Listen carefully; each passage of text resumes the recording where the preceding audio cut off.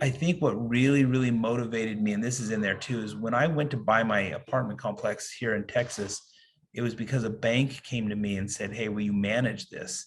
And I told the Mm, bank that they needed $1 million to renovate to get it stabilized. And the bank said, "The reason we're hiring you is because we're going to foreclose on it.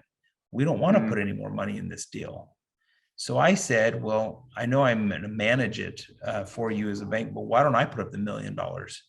So if you remember post 2008, 2009, right, when there was that crash, and then this is just after that time period, right? So those guys weren't making money. So I told the bank I'd put up $1 million, and they asked me, Dave, they're like, "Do you have $1 million to put up?" I'm like, "No, I don't have $1 million.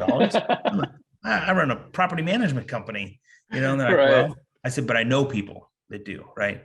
And Hmm. that's where I was telling you that 9 out of 10 people told me no, no, no. But we structured it. The bank did foreclose, and they carried a note back for me. So back in those days, I'm like, instead of applying, if you're a lender and you're gonna foreclose, you get the note back. Why don't I be your borrower? But if I put up $1 million and I put it in your checking account, what do you got to lose? Right. Hmm. So this is a conversation that you have with a lender that most people don't know that you can have that kind of conversation. Do you foresee Um, more restructuring, foreclosures, that type of thing going on with larger commercial apartment buildings? I don't, and here's why: is I think that there's going to be a lot of um, property owners that are going to struggle, and they're going to become on a watch list, and they're going to be in trouble with the lender. But I think the lenders got smart a little while ago, the last time there was this big crash, and they have not over leveraged, and they require a little more liquidity.